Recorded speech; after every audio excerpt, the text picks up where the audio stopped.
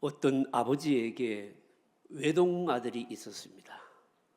아들이 둘도 아니고 하나밖에 없는 외동 아들이 있었습니다.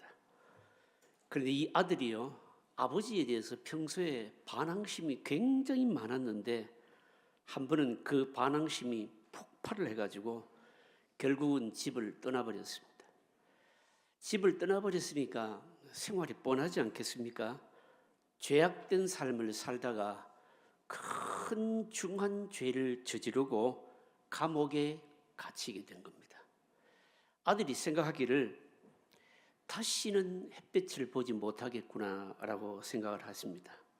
그러니까 탄식하면서 감옥 생활을 계속 이어가고 있는데, 그런데 어느 날 귀에 아주 익숙한 소리가 들리는 겁니다. 자기 이름을 부르면서 나야 나, 그렇게 하는 겁니다. 누굴까요? 아버지인 겁니다. 아버지가요, 아들이 저지른 죄값을요 전부 다 치르고 그러면서 아들을 찾아와서 창살 감옥 밖에서 부르는 겁니다. 아들의 이름을 부르기도 하면서 그러면서 자꾸 나야 나, 그렇게 하는 겁니다. 여러분, 이 아들의 심정이 어떻겠습니까? 아들의 심정을 여러분 뭘로 표현할 수가 있겠냐고요, 여러분요. 오늘 본문에 보시면요, 바벨론으로 포로되어 있는 유다 자손들을 향해서 하나님께서 이와 같이 부르시는 바로 내용이 오늘 본문의 내용입니다. 이스라엘 자손들이 저지른 죄의 대가를요, 하나님께서 다 지불하시고 감옥 밖에서 나오라고 부르시는 겁니다. 얼마나 반가운 소리겠습니까, 여러분요. 오늘 그 내용이요, 이 아주 생생하게 표현되어 있는데 굉장히 수학적인 여러 것을 동원해 가지고 표현하는 바로 그런 내용입니다. 우리를 향한 하나님의 사랑이 얼마나 놀라운지를 보여주시는 바로 장면입니다. 첫째로 오늘 볼 것은요, 잃어버린 하나님이십니다. 이스라엘 백성들이 바벨론의 포로로 잡혀가면서 많은 것을 잃어버렸습니다. 어떤 걸 잃어버렸을까요? 일단 예루살렘을 잃어버렸고, 성전이 불타버렸으니까 성전도 잃어버렸고, 그리고 또 재산을 잃은 것은 말할 것도 없고요. 그리고 더 중요한 게 뭘까요? 자유를 잃어버린 겁니다. 포로로 잡혀갔으니까요. 그런데 이 자유를 잃은 것보다도 더 심각하게 잃어버린 게 있습니다. 뭘까요? 하나님이십니다. 하나님을 잃어버렸으니까, 하나님을 잃어버리니까 여러분, 하나님께서 주신 것도 다 잃어버리게 된 겁니다. 평소에는 이 유다 백성들이 생각한 겁니다. 이것도 내 거고 저것도 내 거고 다 그래 생각했는데 포로로 딱 잡혀가니까 어떻습니까? 다 잃어버리고 나니까 이 모든 것을 주신 분이 하나님이시다 하는 것을 새삼 알게 된 겁니다. 그래서 하나님을 잃어버리니까 하나님께서 주신 것도 다 잃어버렸다. 포로가 되고 나서 깨달은 겁니다. 한번 보실까요? 그런데 한번 보십시다. 12절에 뭐라고 말씀하는지. 12절 여러분 다시 한번 읽어보실까요? 야곱아, 내가 부른 이스라엘아, 내게 들으라. 나는 근이, 나는 처음이요 또 나는 마지막이라. 여러분, 이 세상에서 가장 부유하고 큰 특권을 가진 사람들이 이스라엘 백성들입니다. 이스라엘 백성들이 하나님의 택하심을 받았거든요. 여기 야곱아, 이스라엘아 라고 하는 이 말씀은 특별히 선택과 관련된 바로 이 호칭 아니겠습니까? 오늘 우리가 요즘 주일 라디오 시간에 이 야곱의 생애를 우리가 좀 묵상하고 있지 않습니까? 사실 여러분, 야곱이 하나님의 은혜를 받는 거 보면 참 놀랄 만한 일이죠. 인간적으로 은혜 받을 만한 구석이 전혀 없는 사람 아닙니까? 나중에 이 야곱이 뭘로 변합니까? 이스라엘로 여러분 변하게 되지 않습니까? 그래서 여기 야곱아, 내가 부른 이스라엘아, 이 말씀은 하나님과의 아주 특별한 관계, 하나님의 아주 특별한 사랑, 도무지 그를 사랑을 받을 수 없는 사람인데 사랑을 받은 그 관계, 이걸 우리에게 지금 표현하고 있는 바로 말씀인 겁니다, 여러분요. 그러니까 어떻습니까? 모든 것을 다 잃어버리고 난 다음에 하나님께서 이걸 이제 상기시키면서 찾아오신 겁니다, 여러분요. 모든 것을 잃고 감옥살이를 하고 있는데 너무너무 친근한 목소리가 들리는 겁니다. 보시면 이렇게 말씀합니다. 야곱아, 내가 부른 이스라엘아, 내게 들으라. 그 다음에 뭐라고 말씀합니까? 나는 그니, 나는 그니. 이 말은요, 우리말로 말하자면 나야, 나 이런 뜻이에요. 영어로 표현하면 it's me, 나야, 나 이런 뜻이에요. 여러분, 이 호칭이, 이 하나님의 이 말씀이 어떤 의미일까요? 요즘은요, 뭐 이렇게 누구 집에 들어가려고 그러면 초인종을 누르면 밖에서 누가 벨을 누르는지 안에서 여러분 뭡니까? 폰으로 다 보잖아요. 보니까 뭐 누구냐 이렇게 묻는 게 잘 없잖아요. 근데 예전에는 뭐 이런 게 없을 때 문을 두드리면 어떻게 합니까? 누구냐고 묻고 그럼 내가 누구다고 얘기하고 그러잖아요. 그런데 여러분 가족들 간에는 여러분 문을 두드리면 어떻게 합니까? 예를 들어서 제가 저희 집에 문을 두드렸습니다. 저희 집 사람이 누구세요? 이러면 나 정나무야 뭐 이렇게 하겠어요? 그렇게 하지 않고 뭐라 하겠어요? 나야 나. 그러면 제가 나야 나 이렇게 말할 때 내 이름을 안 불러도 그러면 집에서는 가족들은 뭘 통해서 알겠습니까? 목소리만 들어도 다 아는 거예요. 이게 얼마나 친밀하겠냐고요. 지금 하나님이 감옥살이하고 있는 이 유다 백성들을 찾아와서 나야 나 이러면서 하는 말이 뭔가 하면 야곱아 내가 부른 이스라엘아 나야 나 내야 내. 사실은 이게 이 수삭절이요 어마어마한 지금 뭡니까? 친근함의 표시로 하나님께서 이스라엘 백성들을 부르고 있는 겁니다. 그러면서 또 하시는 말씀이 뭔가 하면 나는 그니 그러면서 보십시오. 나는 처음이요 또는 또 나는 마지막이라. 나는 처음이요 나는 마지막이다. 이 말의 의미가 뭘까요? 쉽게 풀이하자면 이런 겁니다. 처음도 하나님이시고 마지막도 하나님이시다. 이런 뜻이거든요. 이 말은 어떤 의미가 있는가 하면요. 하나님이 너의 모든 것을 다 채우신다라고 하는 뜻입니다. 너의 처음도 하나님이고 너의 마지막도 나야. 그러니까 하나님이 모든 것을 다 채우신다는 겁니다. 몽땅 다 잃어버리고 감옥 생활을 하고 있는 저들을 향해서 하나님께서 하나님이 어떤 분이신가를 지금요 소개하고 있는 겁니다.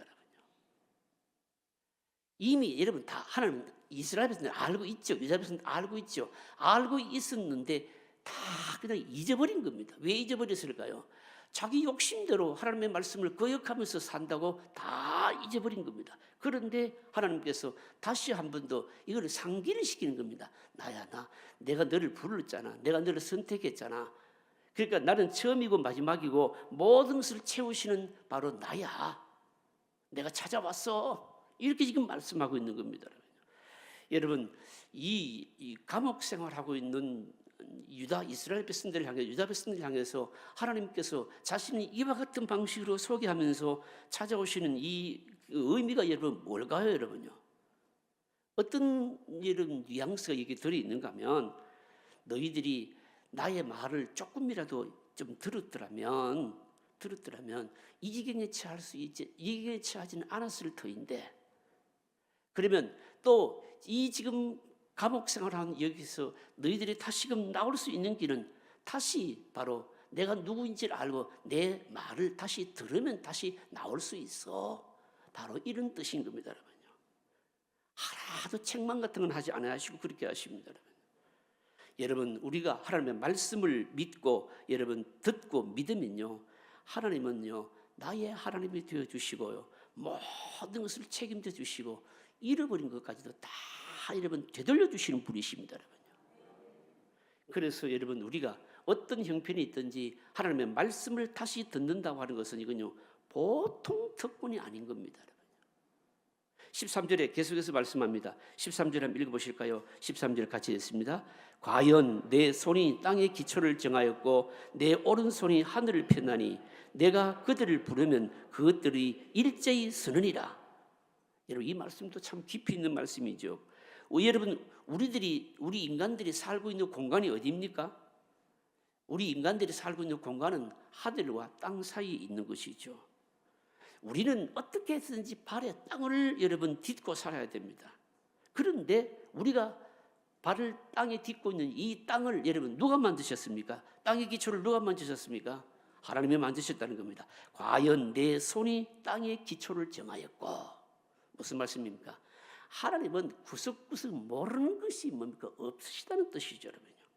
그러면 여러분 우리가 살아가는 공간이 하늘과 땅 사이인데 그럼 하늘은 누가 만드셨습니까? 하늘은요 어떻게 만드셨는가 하면 오늘 보시면요 13절에 그렇게 말씀합니다. 내 오른손이 하늘을 폈나니 이렇게 말씀합니다. 하나님의 오른손이 하늘을 펴셨습니다. 이 말씀은 지금도 하나님은 인간들의 일에 간섭하시고 영향을 미치신다는 뜻입니다. 여러분요.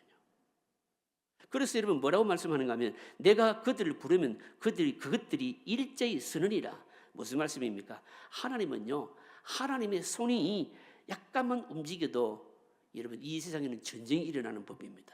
하나님은요 손가락만 움직이셔도요 온 천지가 들고 일어납니다. 여러분요. 우리는 여러분 그런 가운데 살고 있습니다. 여러분요. 여러분 이 말씀이 우리에게 주시는 교훈이 뭘까요? 여러분 우리가 하나님의 복을 받고 복을 누리면서 살려면 어떻게 해야 되는가 하면 하나님의 말씀을 찾아야 되고요. 그리고 하나님이 어떤 분이신지를 여러분 우리가 늘 알아야 되는 겁니다. 다른 것 붙잡으면 여러분 안 됩니다. 여러분. 하나님을 잡아야 되고 하나님의 말씀을 여러분 붙들어야 되는 겁니다.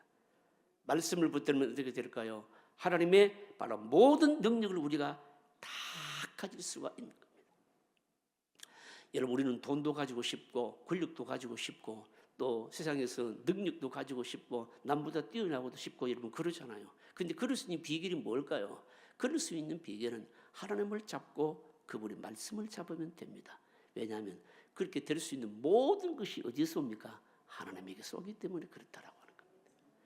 지금 포로로 잡혀있는 이 유다 백성들을 향해서 하나님이요 자신을 바로 이렇게 소개하시면서 바로 그런 내가 왔다 그렇게 말씀하고 있는 겁니다.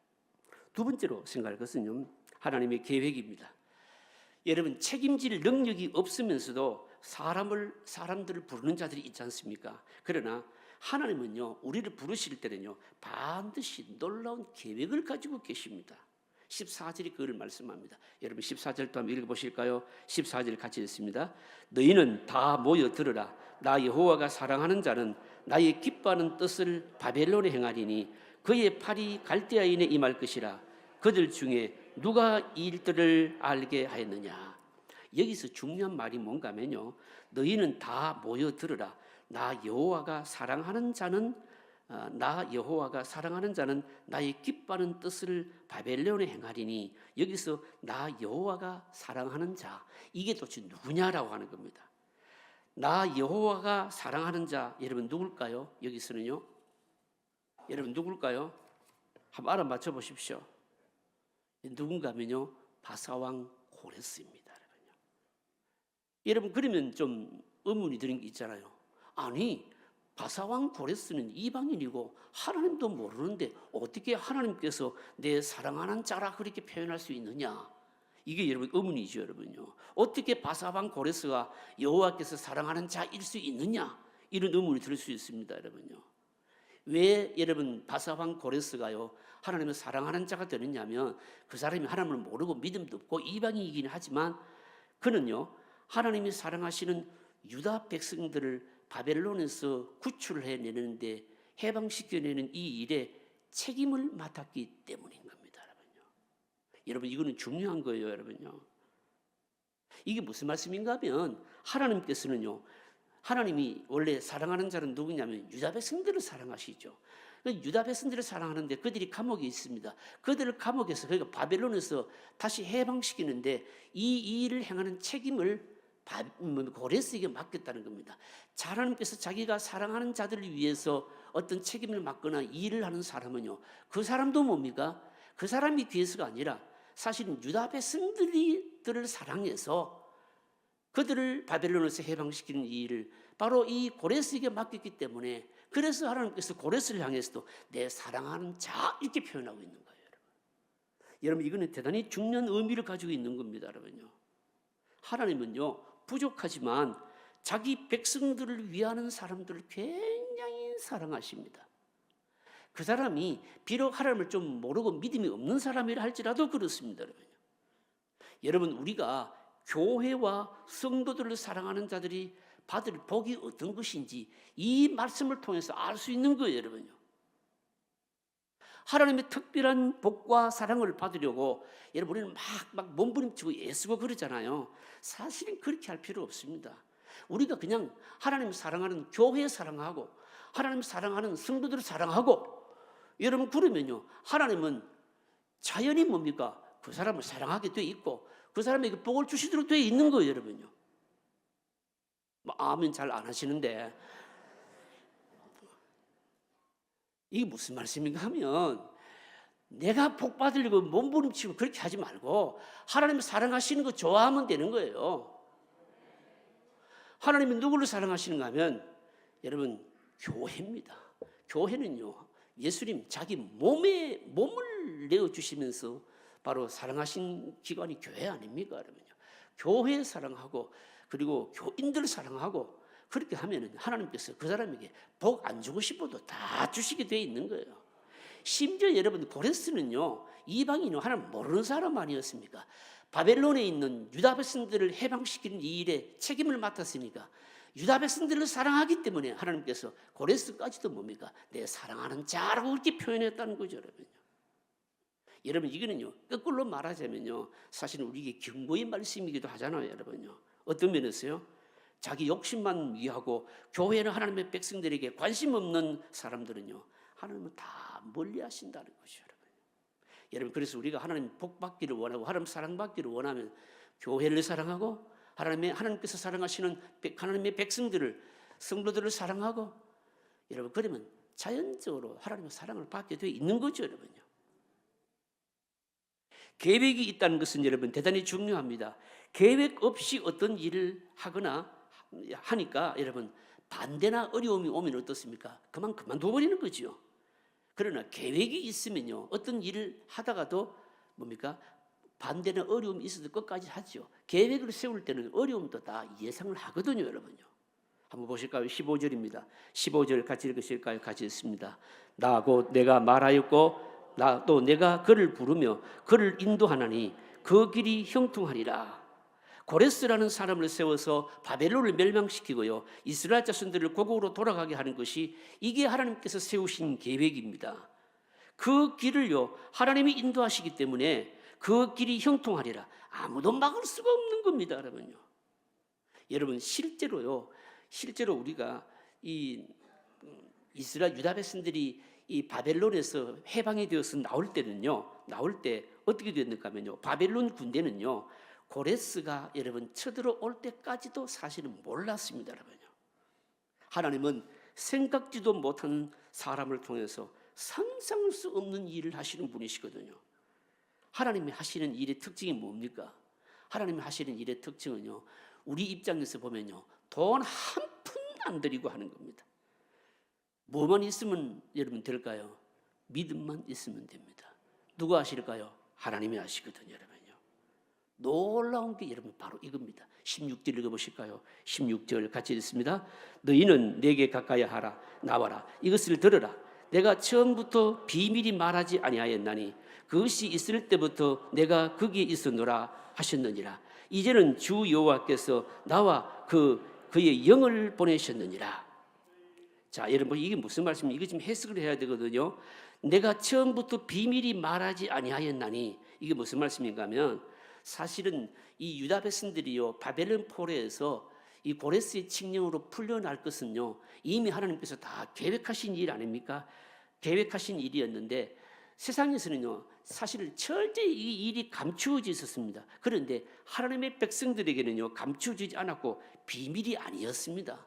왜 그렇습니까? 고레스라고 하는 인물이요 태어나기 이전에 150년 전에 뭡니까? 하나님께서 이미 선지자를 통해서 이 고레스라고 하는 인물이 태어나기 150년 전에 벌써 뭡니까? 다 말씀해 주셨거든요, 여러분요. 이스라엘 자손들은 뭡니까? 이미 다 알고 있었던 사항들이라는 거죠, 여러분요. 여러분 고레스를 사용하신 분이 누구이십니까? 하나님이시죠, 여러분요. 하나님이 사용하셨습니다. 그런데 고레스를 사용하신 그분이 이제는 15절에 16절에 뭐라고 말씀하고 있는가 하면 그분이 바로 그의 영을 보내신다 이렇게 말씀합니다. 여러분 이거는요 어마어마한 폭탄과 같은 말씀이거든요. 이게 무슨 말씀인가 하면 그러니까 뭡니까? 고레스를 사용하신 분이 하나님이신데 세상 사람들은 고레스라고 하는 인물을 알지도 못하고 있었는데, 그러나 하나님의 백성들에게는 그가 태어나기 150년 전에 이미 하나님의 계획을 다 말씀하셨거든요. 그리고 말씀하신 그대로 실제로 바벨론에서 때가 되매 바로 유다 백성들을요, 고레스가 칙령을 내림으로 해방이 되잖아요. 사실은 이게 어마어마한 일 아닙니까? 이 어마어마한 일을 하신 그분이 뭐라고 말씀하는가 하면, 그분이 이제는 영을 보내시겠다라고 말씀합니다, 여러분요. 이게 무슨 말일까요, 여러분요? 고레스라고 하는 이방인을 감동시켜서 바벨론에서 유다 백성들을 해방시킨 것은 시작에 불과하다는 겁니다, 여러분요. 앞으로는요, 어마어마한 일이 일어날 것이라고 하는 겁니다. 바벨론에서 고레스를 통해서 유다 백성들을 해방시킨 상상할 수 없는 일을 하신 그분이요, 앞으로는 성령을, 하나님 자기 영을 보내시겠다는 겁니다. 이게 무슨 말입니까? 앞으로는 유다 백성들이 고레스의 칙령으로 바벨론에서 해방된 것과는 비교가 안 될 일을, 어마어마한 일을 그의 영을 통해서 하시겠다는 겁니다. 그럼 이 일이 도대체 뭐겠느냐 이 말입니다. 주무시지 말고, 이 일이 뭘까요? 이 일이 뭘까요? 이것 때문에 여러분 이사야서 구약의 예언서가 기록되어 있는 거예요, 여러분요. 거듭거듭 말씀드립니다만 이 선지서 예언서는요, 1차적으로 구약시대에 이루어진 그 일만을 위해서 예언하는 게 아닙니다. 언제를 예언하고 있는가 하면 신약시대 그리스도를 통해서 이룰 일들을 뭡니까? 미리 다 예언하고 있는 거예요. 고레스를 통해서, 이방인 고레스를 통해서 바벨론에 포로되어 있는 유다 백성들을 해방시키는 상상할 수 없는 이 일을 하시는 분이 이제는 영을 자기 영을 보내시겠다는 겁니다. 그 영을, 성령을 보내셔서 고레스를 통해서 유다 백성들이 바벨론에서 포로된 하는 전혀 게임도 안 되는 어마어마한 일을 하신다는 거예요. 그 일은 뭘까요? 그 일은 다름 아닌 예수 그리스도의 십자가를 통해서 성령으로 말미암아 온 인류를 뭡니까? 죄에서 해방시키는 그 일을 하시겠다. 그 뜻이죠, 여러분요. 여러분, 그렇다면 여러분, 오늘날 여러분 고레스는 여러분 누굴까요? 오늘날 고레스는 누굴까요? 여러분 한번 적용을 한번 해보십시오. 여러분, 오늘날 고레스는 구약시대의 유다 백성들을 바벨론에서 포로시키는 데 쓰임받은 고레스는 하나님도 모르고 이방인이었지만, 오늘날 예수 그리스도를 통해서 성령으로 말미암아 온 인류 세계에 여러분 하나님의 구원을 전파하는 데 쓰임받을 이 고레스는 누구겠냐 이 말입니다. 저와 여러분들이에요, 여러분. 이 고레스를 다른 사람에게 적용하지 말고 우리들에게 적용해야 되는 겁니다, 여러분. 이걸 우리가 여러분 꿈꿔야 됩니다. 믿음으로 저와 여러분들이요, 하나님의 말씀을 붙들기만 하면 성령의 능력으로 환경도 굴복시키고 대적자를 또 여러분 거꾸로뜨리게 하실 뿐만 아니라 우리를 통해서 상상할 수 없는 하나님의 큰 구원이 이 세상 속에 나타날 것이라고 하는 겁니다. 여러분 좀 사모하고 싶지 않습니까? 내가 그 도구로 여러분 통로로 좀 쓰임 받고 싶지 않습니까? 누구든지 갈망하는 자는 쓰임 받을 수 있습니다, 여러분요. 뭐를 통해서요? 하나님께서 자기 영을 보내신다. 영을 통해서, 성령을 통해서 바로 이겁니다, 여러분. 구원을 위해서 쓰임받기를 갈망하십시오. 영혼을 위해서 쓰임받기를 갈망하십시오. 하나님께서 성령을 부으시고요, 그런 자들에게 말할 수 없는 능력을 주실 것입니다. 오늘 이 약속은 우리들을 향한 약속인 겁니다. 마지막으로 생각할 것은요, 이스라엘 백성들이 잃어버린 것입니다. 자신의 여러분 어떤 당연한 특권을요 잃어버렸다면 어떻습니까? 억울하죠. 여러분은 억울하면 어떻게 됩니까? 찾아야 되지 않겠습니까? 이스라엘 백성들이요 말씀을 소홀히 해서 잃어버린 이 축복과 특권을 되찾은 길이 있습니다, 여러분요. 그걸 말씀합니다. 한번 보실까요? 17절입니다. 17절 같이 읽으실까요? 너희의 구속자시요 이스라엘 거룩하신 이신 여호와께서 이르시되 나는 네가 유익하도록 가르치고 너를 마땅히 행할 길로 인도하는 네 하나님 여호와라. 자, 여기서 중요한 말이 뭔가 하면 하나님께서 유다 백성들에게서 너희의 뭐라고 말합니까? 구속자시요 이렇게 말합니다.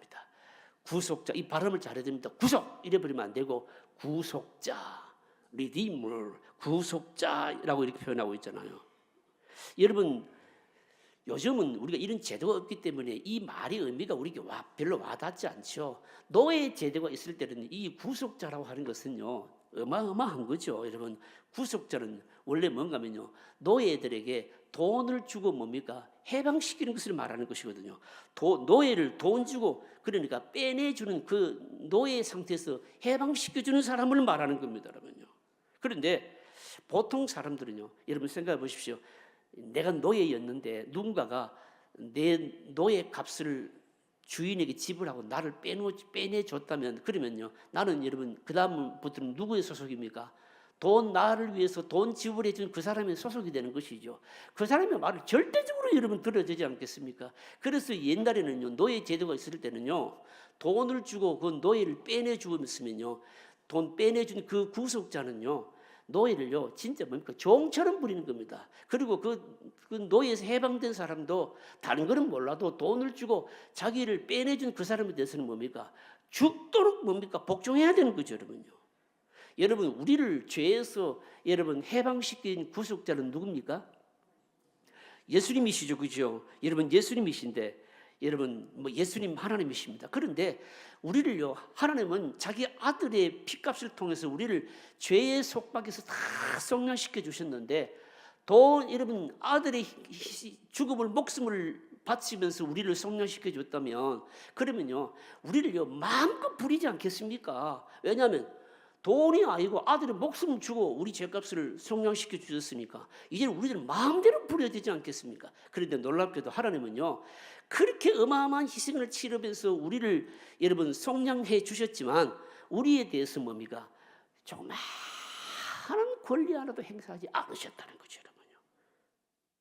그 대신에 하나님께서 딱 요구하신 것이 있어요. 요구하신 것이 그게 뭔가면요, 너희들이 하나님의 자녀로 살기만 하면 돼. 하나님의 자녀로서 살아주기만 하면 돼. 이것만 딱 요구하신 거예요, 여러분요. 그런데 이 요구조차도 이스라엘 유다 백성들이 어떻게 했는가? 18절에서 말씀합니다. 18절 읽어보실까요? 같이 읽습니다. 내가 나의 명령에 주의하였더라면 네 평강이 강과 같았고 내 공의가 바다